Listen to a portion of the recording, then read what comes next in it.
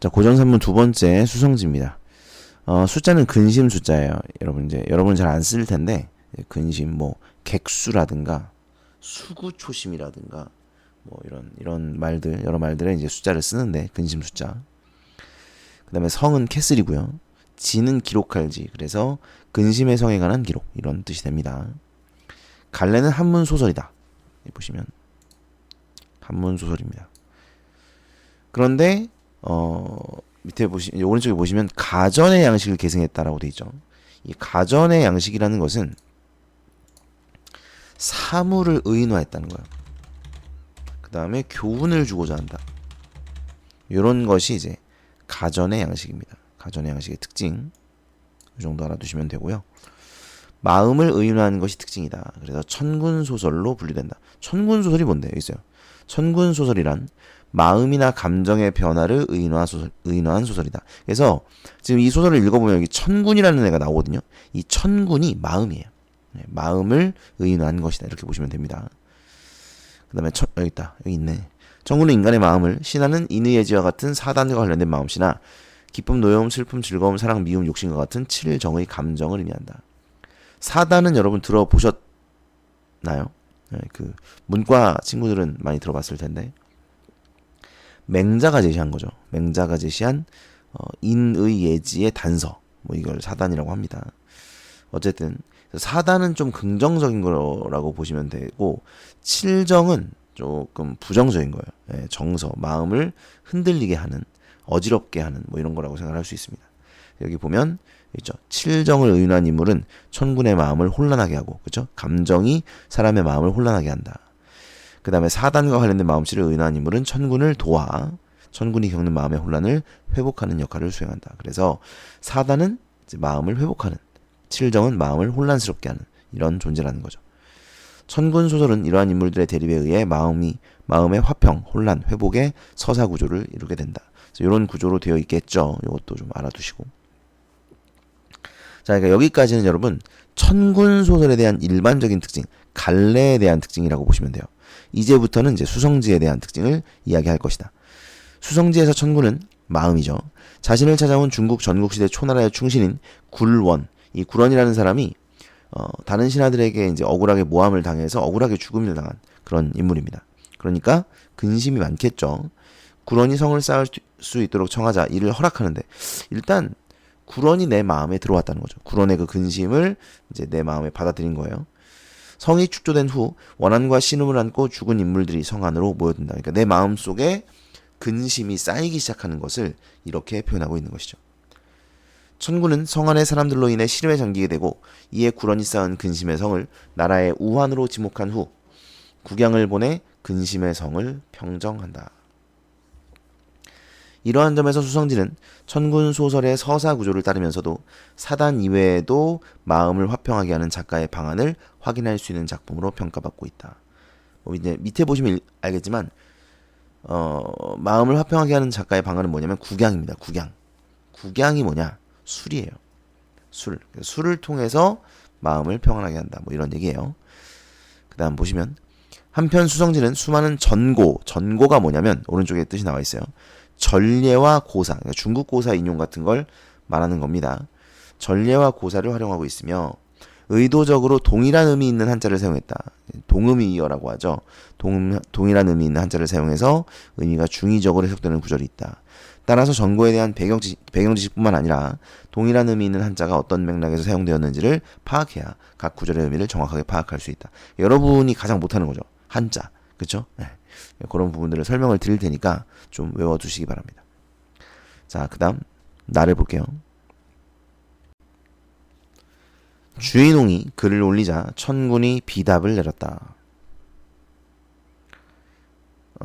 비답이라는 것은 그 임금한테 이제 신하가 이렇게 하면 어떨까요? 또는 이렇게 합시다. 이렇게 이제 글을 올려요. 상소를 올리면 그에 대한 답을 적어서 임금이 신하에게 글을 내리는 것입니다. 이걸 이제 비답이라고 하고요. 그 다음에 이제 주인홍이 글을 올렸는데 이 글의 내용이 뭐냐면 근심성 있잖아요. 수성. 그 근심성을 해소하기 위해서 국장군을 데려오자라는 내용의 글을 올린 거예요. 내가 비록 부덕하지만 간언에 대해서만은, 간언이라는 것은 뭐 여기서는 그렇게 중요한 단어가 아니지만 뜻을 좀 알아주시면 좋겠습니다. 신하가 임금에게 권하는 말이에요. 뭐 임금의 잘못을 이렇게 말해주는 거, 이런 것도 간언이라고 하고, 그다음에 이렇게 하셔야 됩니다라고 이제 간하는 말을 간언이라고 하는데, 어쨌든 그래서 이제 간언을 했기 때문에 이제 신하가, 이 글이 아마 간언인 거죠. 간언을 했으니 그 간언에 대해서는 물 흐르듯 따르고자 한다. 국장군을 영접하는 일을 모두 주인홍에게 일임하니 힘써 주선하라. 일임, 맡긴다는 겁니다. 너에게 모두 맡길게. 주인홍이 말했습니다. 공방이, 자 여기서 국장군은 그 국선생전이라는 가전 소설이 있어요. 국순전, 국선생전 이런 게 있거든요. 둘 다 술이에요. 둘 다 술. 이 국이라는 단어가 술입니다. 그래서 여러분 우리나라에 그 국순당이라는 술을 만드는 회사가 있죠. 그죠? 회사인가 그게? 메이커인가? 뭐 아무튼 간에 그 국이라는 글자가 술이라는 의미가 있고요. 그래서 국순전에서는 술이 부정으로 나타나고 국선생전에서는 술이 긍정으로 나타나고 아마 그럴 겁니다. 뭐 어쨌든 여기서는 국장군은 술을 의미하고, 그 다음에 이제 공방전, 이건 배우신 분들이 있을 텐데 대장고나 이런 애들은 분명히 배웠어요. 공방전, 공방, 돈을 의인화한 것이죠. 이것도 역시 가전입니다. 가전체. 그래서 그 사물을 의인화한 가전에 쓰였던 그런 것들을 지금 이제 좀 이렇게 불러와서 여기서 사용을 하고 있어요. 공방이 국장군과 친분이 있으니 불러올 만합니다. 천군은 즉시 공방을 불러 말했다. 그러니까 돈을 부른 거죠.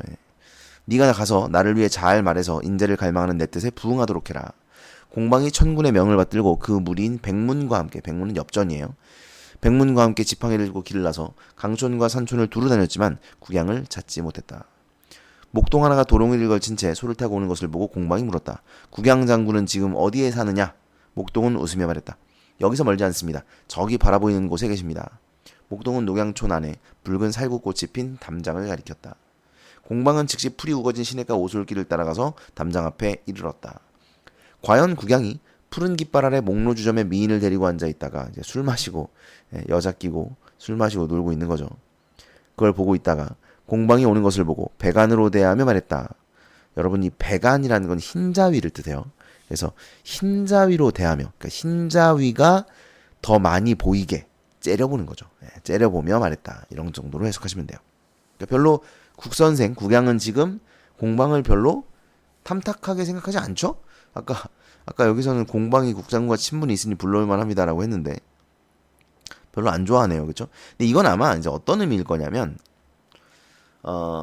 국양이라는 인물이, 그러니까 국장군이죠.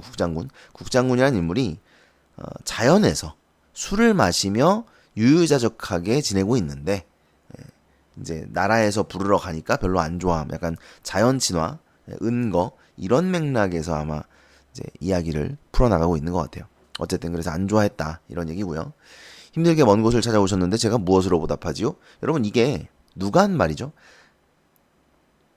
대하며 말했다 하고 했으니까 당연히 국양이 한 말입니다. 그러니까 국양은 흰자위를 보이며 굉장히 지금 싫어해, 불쾌해. 근데도 말은 이렇게 말하는 거죠. 예의 있게. 나름 예의가 있는 거야. 물론 듣는 사람은 예의 없다고 느끼겠지만 힘들게 여기까지 오셨는데 이게 약간 그 양아치풍으로 예? 양아치풍으로 읽어줘야 됩니다. 힘들게 여기까지 오셨는데 뭐 해드릴까? 이런 식으로 이제 말을 하고 있는 거죠. 그랬더니 이제 공방이 화가 나죠. 공방이 꾸짖으며 말합니다. 금초로 바꾸어오기를 바라오? 서양을 바라는 게요? 왜 이리 나를 경멸하시오? 화가 났어요. 화가 났어. 금초는 이제 벼슬 이름이라고 보시면 돼요. 그러니까 나 말고 더 높은 벼슬에 사람이 와서 너를 이렇게 데려가야겠니? 그걸 바라니? 이런 말이고, 서량을 바라는 게요? 아니면 술을 갖다 바치기를 바라냐? 그러니까 술이 솟는 셈, 끝없는 술이죠. 끝없는 술. 예? 왜 이리 나를 경멸하시오? 복초 임금께서 근심의 성 때문에 흥겨하시다가, 그러니까 복초 임금은 걔 누구냐? 누가 천군, 천군 마음. 근심의 성 때문에 힘겨워하시다가 장군이 세상에 불평한 일을 제거하는 것을 자기 임무로 삼는 데 뜻을 두고 있다는 말을 들으셨어. 여러분 이거 있다. 이 뭐예요? 바로 술의 일이죠. 그쵸? 술의 일입니다. 그러니까 옛날부터 술을 마시는 건 뭐 때문이에요? 근심을 잊으려고 마시거나 아니면 풍류를 즐기기 위해 마시는 거잖아요. 예, 여기서는 이제 그 근심을 잊기 위해서 마시는 술, 여기에 포인트를 두어서 이야기하고 있습니다. 술을 의인화했기 때문에 이 국장군이 세상의 근심을 제거하는 것이 국장군의 어떤 임무다. 그리하여 아침 저녁으로 장군이 오기를 바라며 임금을 올바른 길로 인도해달라는 부탁을 내리고자 하시오. 내가 장군과 대대로 교분이 있기에 특별히 보내 맞아오게 하셨거늘 어찌 이처럼 무리하오. 대대로 교분이 있다. 뭐 그쵸, 술을 마시면 돈 내야 되니까 뭐 그런 거 아닌가? 국양은 그제야 배관을 감추고 청안을 보이더니 이제 검은 자 이게 이렇게 막 바꿔치기가 되는 건가? 흰 자를 보였다가 검은 자를 보였다가 채준이 좋아하던 투호를 하며 말했다. 이건 여러분 아무 의미 없어요. 그냥 투호를 하며 말했다는 거고 채준이라는 사람은 투호를 좋아했던 사람일 뿐이야. 그냥 집어넣은 거예요. 투호가 나오니까 그냥 집어넣은 겁니다.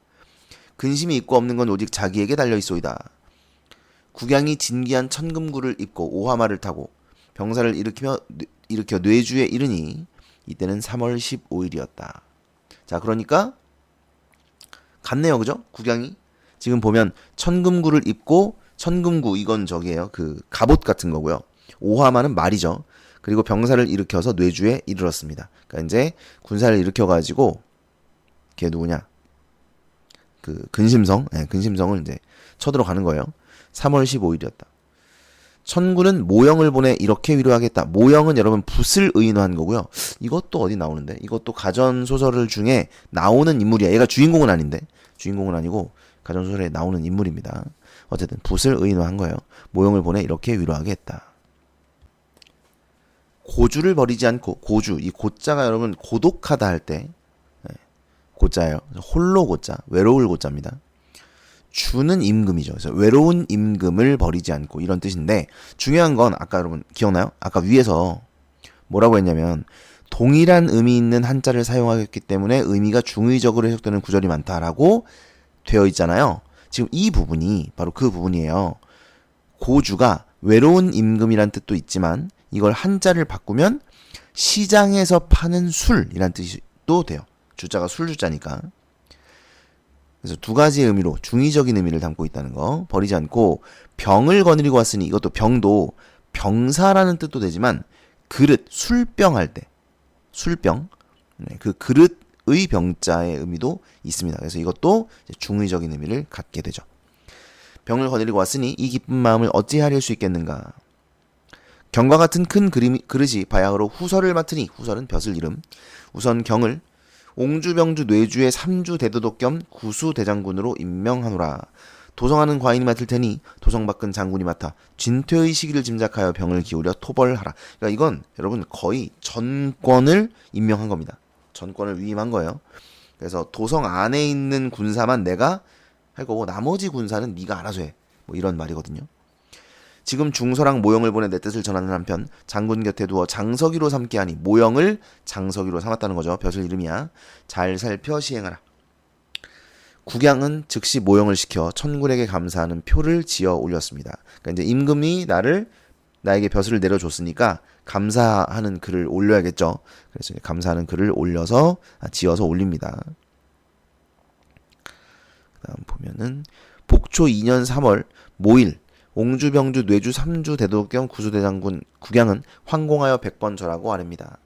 저는 곡식을 먹지 않고 전기를 단련하여 병 속의 해와 달을 길이 보전하고 어지러움을 평정할 성인을 기다리다 마침내 벼슬을 내리시는 은택을 입게 되었으니 스스로 돌아보매 마음 아프고 분수를 헤아려 보건대 실로 외람된 일입니다.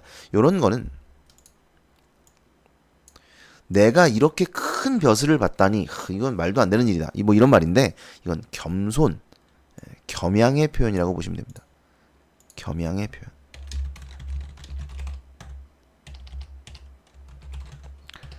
엎드려 생각하건대 저는 곡성의 후예요 조계의 유파로서 이제 자기의 조상들이죠. 왕탄지와 사안을 따라 논일며 강동의 풍류를 뽐냈고 여러분 여기 나오는 곡성 조계 왕탄지 사안은 요 술을 즐긴 사람들이에요. 다음에 해강과 유령도 마찬가지. 해강과 유령도 이제 술을 즐겼던 인물들입니다.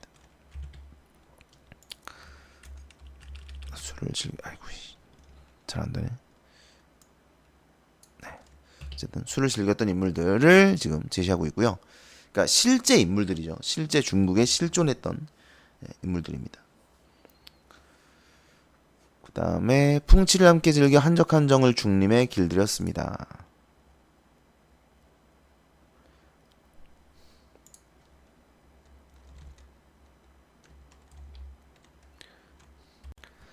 반평생 동안 드나든 곳은 오직 유리종과 앵무잔뿐이요. 이거는 이제 술잔 이름. 이것도 그 중국 역사에 나오는 애들이에요. 중국 역사에 나오는 술잔 이름.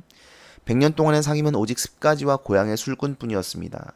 역시 마찬가지 술을 좋아하는 그런 사람들이죠. 제 행동이 예법에 맞지 않아 오랫동안 강호에 떠다니는 신세였건을 전하께서 저를 버리시지 않고 정벌의 임무를 맡기실 줄 어찌 알았겠습니까? 저 같은 광생이, 미친 사람, 미친 선비, 미친 놈, 뭐 이런 거죠. 저 같은 광생이 어찌 큰 벼슬을 감당할 수 있겠습니까? 현인을 등용하면 대적할 자가 없고 근심을 공격하는 데는 방책이 있습니다. 이것도 아마 그 예전부터 사람들이 하는 말일 거예요. 사람들이 흔히 하는 말. 그래서 근심을 공격하는 데는 방책이 있습니다. 바로 술이라는 거예요. 근심을 공격하는 데는 술이라는 방책이 있다. 전하께서는 제가 가진 한 가지 작은 재주를 들어 의심치 않고 등용하시며 무사람의 입에 오르내리는 것을 저울로 결단하라 하시고 마침내 얕은 재주를 바다 같은 도량으로 포용해 주시니 감히 맑은 절개를 한층 더하고 향기를 더욱 바라지 않을 수 있겠습니까? 서리적 표현이죠. 비록 술잔으로 병권을 내려놓게 한 조보의 계책에는 미치지 못하지만, 자 여러분, 이 조보는 훌륭한 중국의 신하입니다. 근데 그 계책에는 내가 미치지 못해. 대신 가슴속에 1만 병사를 간직한 범중엄, 역시 중국의 훌륭한 신하입니다. 그 범중엄의 위엄을 내가 따르고자 한다. 그러니까 조보에는 미치지 못하겠지만 범중엄까지는 내가 어떻게 한번 해보겠다. 이런 의미입니다. 천군이 표를 읽고는 몹시 기뻐하며 즉시 서주 역사를 영적장군으로 임명하여 도덕의 휘하에 두었다.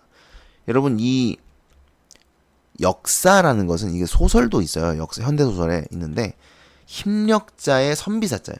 힘이 아주 센 뭐라고 해야 돼? 사람? 장수? 뭐 이 정도로 해석하시면 돼요.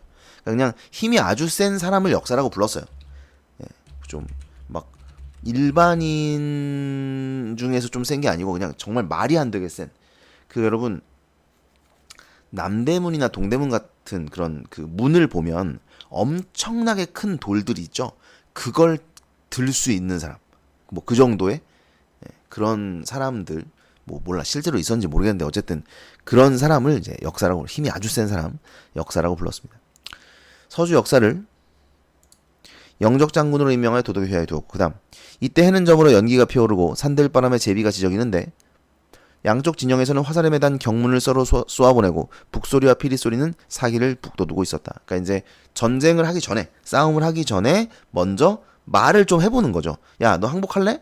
야, 그러지 말고 항복해라. 야, 우리가 지금 너무 유리한데 항복해. 뭐 이런 거를 이제 써가지고 경문을 화살에 달아가지고 이제 보내는 거죠. 장군은 조구에 올라 주어우 유장에게 분부를 내렸습니다. 군령이 시험하니 네가 군령을 담당하여 기둥을 찌르는 교만한 장수와 술을 피해 달아나는 노병이 없게 해라. 보시면 술을 피해 달아나는 노병이 없게 하라는 것은 결국 술을 마시게 하라는 거죠. 네, 술을 피하지 않게 해라. 이런 말입니다. 그래서 이거는 이제 국양의 명을 따르지 않는 자, 이렇게 해석을 할 수도 있는 거죠. 왜냐면 국양이 술이니까. 그 다음 보시면 그러자 군중이 엄숙해져 감히 떠드는 자가 없고 나아가고 물러서는데 질서가 있었으며 공격하여 전투를 벌이는 데 법도가 있었다. 진법은 육화진법을 본받았으니 이것은 해바라기 모양을 본떠 만든 것이다. 옛날 이정이 고구려를 공격할 때 산이험준에서 제갈공명의 팔진법을 쓸 수가 없었으므로 육화진법을 대신 썼던 것인데 지금 이 진법을 쓴 것이다. 요거는 이제 고사를 인용한 것도 되고요. 편집자적 논평도 됩니다. 그죠? 이건 서술자가 이제 설명을 해주고 있는 거기 때문에. 장군은 옥주를 타고, 옥으로 만든 배주자죠. 주지를 건너며, 여러분 주지는 주자가 술주자고 지는 연못지자예요. 그래서 술로 만든 연못이라는 뜻이고요. 이건 되게 유명한 말이 있습니다. 주지육림이라는 말이 있어요. 술로 연못을 만들고 고기로 숲을 만들어 즐김. 무슨 말인지 알아요? 그러니까 어떤 섬이 있는데 그 섬에다가 나무를 심어. 근데 그 나무에 고기가 달려 있어요. 그리고 연못은 술로 되어 있어. 그러니까 그 섬이라는 건 그 연못 안에 이렇게 만들어 놓은 섬인 거죠. 인공섬. 그러니까 이게 돈이 얼마나 많이 들까요? 거기다 근데 이제 배를 타고 다녀 그 위에. 그러면서 그 연못에 물을 퍼서 마시는 거예요. 그냥. 그 술이니까 다. 그리고 지나가다가 그 숲 거기 있는 고기 뜯어가지고 그냥 먹어. 맨날 그걸 했던 거죠. 그러면 고기가 상할 거 아니에요. 계속 두면 그럼 어떻게 해야 돼? 또 바꿔야겠죠. 그 짓거리를 하고 이제 놀았던 거죠. 이게 그러니까 임금이 나라의 정치를 돌보지 아니하고 아주 이제 사치스럽게 놀아제끼는 이런 것을 이제 이야기할 때 주지육림이라고 이야기를 합니다. 뭐 실제로 그랬다고도 하고요. 그게 누구냐? 주왕. 주나라의 아닌데 뭐지? 은나라. 주나라. 은나라의 주왕이 망하게 한 거고 하나라구나. 잠깐만 미안해요. 하은주 은나라죠. 이거 헷갈리냐? 은나라의 주왕. 맞아. 처음에 얘기한 게 맞네. 은나라의 주왕이 닭이랑 그러고 놀았다. 뭐 그런 얘기가 있긴 합니다. 어쨌든 그래서 이제 주지 술로 만든 연못이고요. 주지를 건너며 칼로 삿대를 치며 맹세합니다. 반드시 근심의 성을 소탕하고 돌아올 것을 이 물에 걸고 맹세하노라. 이윽고 해구의 별을 정박한 뒤 즉시 장석이 모형을 불러 경문을 짓게 합니다. 경문은 다음과 같았다. 모월모일 옹주병주 뇌주 대도독 겸 구수대장군은 근심의 성에 경문을 보내노라. 잠시 머물렀다가는 하늘과 땅 사이 나그네처럼 흘러가는 시간 속에서 장수하든 요절하든 매한 가지 꿈이거늘. 그러니까 인간의 인생이 인간 일생이 꿈과 같거늘 금방 흘러가는데 이런 말이에요. 살아서 시름겹고 한스러운 것이 해골의 즐거움만 못하니 어찌 슬프지 않으랴. 자, 잘 봐요. 살아서 시름겨운 것이 해골의 즐거움, 해골은 죽은 거잖아요. 죽어서의 즐거움만 못하다는 거예요. 이해돼요? 그러니까 살아서 시름이 많으면 죽는 게 낫다는 거야. 죽어서 즐거운 게 낫지 뭐하러 살아서 시름겹고 있냐고 이 말이에요. 죽으란 얘기가 아니다 얘들아. 죽으란 얘기가 아니고 왜 그렇게 시름겹게 사니? 그건 죽는 이만 못한 거다. 그러니까 시름을 좀 털어버리렴 이런 말인 거예요. 됐죠? 그래서 시름의 부정적 측면을 내세움 이거예요. 너희 근심의 성이 우환이 된 지 오래다. 임금에게 쫓겨난 신하, 근심에 잠긴 안악, 절개 있는 선비와 시인들이 근심의 성을 찾아와 거울 속에 얼굴이 쉽게 시들고 머리카락이 서리처럼 하얗게 새니 그 세력을 더 키워 제압하기 어려운 지경에 이르게 해서는 안 될 줄 안다. 자, 보시면 열거법이 쓰였고요. 그러니까 이제 너희 근심의 성, 수성이 우환이 되었다라는 이야기죠. 그래서 이제 그 세력을 더 키우게 둘 수가 없다. 이런 말이에요. 지금 나는 천군의 명을 받아, 마음의 명이죠. 마음의 명을 받아 신풍의 병사를 통솔하여, 신풍은 술입니다. 서주 역사를 선봉으로 삼고 함리와 해오를 비장으로 삼아. 함리와 해오는 안주예요. 안주. 이게 술이 있으면 안주도 있어야겠죠. 안주로 비장으로 삼았으니, 비장이라는 거는 이제 약간 그 장군 밑에 있는 뭐라 그래야 돼? 부대장? 소대장? 중대장? 뭐 이런 느낌이야. 좀 밑에 있는. 비장으로 삼았으니 약간 소대장 느낌이라고 생각이 드네요. 약간 그 크기를 봤을 때. 어쨌든 제갈공명이 진을 버려 풍운진을 펴고 초표양 항우가 고금제일의 용맹을 떨친다 한들, 이거 고사인용이죠. 중국 고사인용.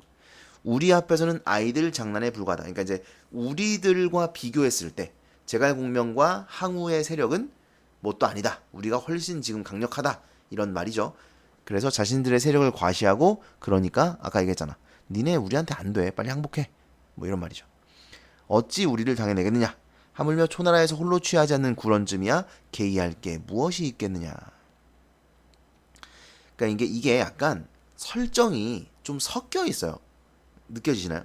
그러니까 얘가 지금 술을 의노한 거고 술로 마음을 근심을 없애려고 하는 거잖아. 그러니까 그 설정과 장군이 지금 이제 병력들을 이끌고 와가지고 전쟁을 해서 얘들을 쓸어버리겠다의 설정이 살짝 섞여 있습니다. 네, 섞여 있어요. 그래서 구런은 술을 안 마시니까 우리가 술 들이부으면 끝장이지. 뭐 이런 식으로 지금 말하고 있는 거죠. 앞에서는 분명히 전쟁 관련된 이야기인 것 같은데 여기는 갑자기 이제 취하는 얘기를 하고 있으니까 약간 설정이 섞여 있습니다. 어쨌든 구런은 근심이 있는데도 술을 마시지 않는 사람인가 봐. 그죠? 근심을 대표하는데 술을 마시지 않으니까 홀로 취하지 않는 인물이니까 개의할 게 무엇이 있겠느냐. 개의치 않는다. 서리적인 표현이죠. 경문을 받는 날로 어서 백기를 들라 항복하라고 이제 경문을 보냈습니다. 그 다음 보시면 출납관으로 하여금 소리 높여 경문을 읽어 근심의 성 안에 두루 들리게 했다. 이건 이제 요즘으로 치면 그 뭐냐 확성기 방송 같은 거죠. 대북 확성기 뭐 이런 거. 그래서 이제 그 안에 있는 백성들이라든가 장수들의 마음을 흔들리게 하려고 하는 것입니다. 그러자 성안 가득한 사람들이 모두 항복할 마음이 생겼지만, 그렇죠? 흔들렸죠. 오직 구런만이 굴복하지 않고 머리를 풀어헤치고 달아나 어디로 갔는지 알 수 없었다. 장군이 핵으로부터 병 안에 물을 쏟아붓듯이 기세등등하게 파죽지세로 내려오니, 자 이건 술이죠, 술. 공격하지 않아도 성문이 저절로 열렸고 싸우지 않고도 온 성이 항복했다. 금방 점령을 해버렸죠. 바로 술이 근심을 점령했다. 이런 얘기죠.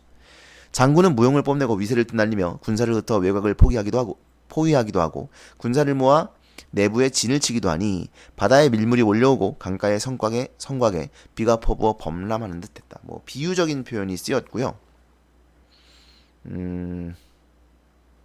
묘사라고 볼 수 있는지 잠깐만 볼게요. 네, 묘사는 좀 저는 어려울 것 같습니다. 여기 병 안에 물을 쏟아붓듯이와 바다에 밀물이 오려고 강가의 성곽에 비가 퍼부 범람하는 듯 요 두 가지 정도의 비유적인 표현은 있습니다만 이 전반적으로 이게 묘사 모양을 자세히 표현하고 있다. 뭐 이렇게 보긴 좀 어려워요. 만약에 이게 모양이 되려면 백성들이 뭐 문을 여는 모양이라든가 군사들이 달려가는 모양이라든가 뭐 이런 것들이 조금 자세하게 나와 있어야 할 것 같습니다. 묘사는 아니고 비유적인 표현으로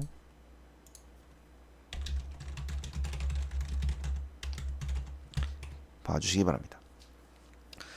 자, 그래서 점령을 해버렸네요. 천군이 영대에 올라 바라보니 구름이 사라지고 안개가 걷히며 온화한 바람이 불고 봄날의 따뜻한 햇빛이 비쳤다.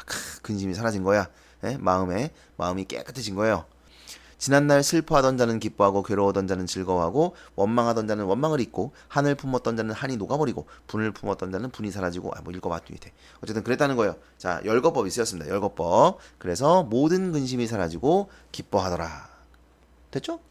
그래서 근심성을 정복한 그런 이야기를 기록해 둔 것이죠. 근데 실제로 이게 실제 이야기는 당연히 아닐 테니까, 그죠? 실제 이야기는 아닐 테니까 이것을 뭐 이제 수필로 볼 수는 없고 한문 소설로 이렇게 봐야 된다는 것이죠. 끝. 문제를 한번 볼까요? 자, 1번입니다. 윗글의 인물에 대한 이해로 적절한 거 3번입니다.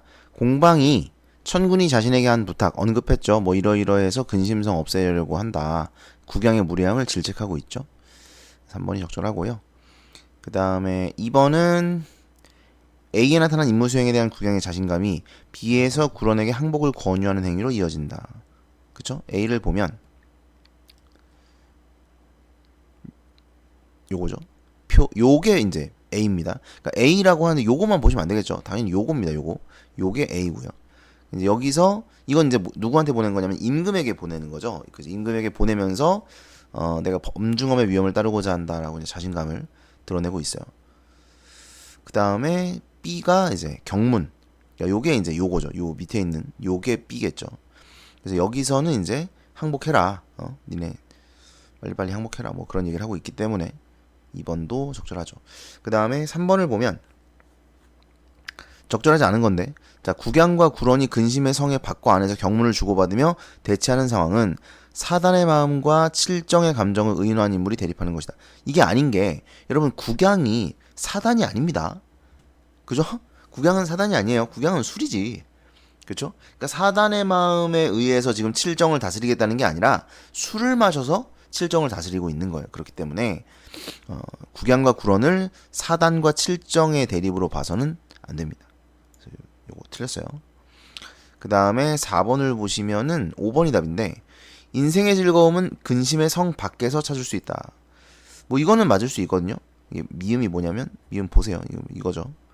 살아서 싫은 겪고 한스러운 것이 해골의 즐거움은 못하다. 이거 아까 얘기했죠. 그래서 어차피 한 인생 사는 건데 뭐하러 이제 근심 속에서 사냐 뭐 이런 의미지. 뭐 이거는 그래도 맞다고 볼 수 있을 것 같은데. 국양이 근심의 성 안에 있는 사람들의 저항을 안타까운 이거 아니에요. 예. 일단 근심의 성 안에 있는 사람들이 저항을 하고 있냐? 저항 안 하고 있죠. 여기서는 바로 항복했죠. 모르겠어. 뭐 만나기 전까지는 그래도 저항 아닙니까? 이렇게 말할 수도 있어요. 뭐 그렇다고 쳐도 어쨌든 그것을 안타까워하고 있는 것은 절대 아닙니다. 예, 그래서 5번이 적절하지 않습니다.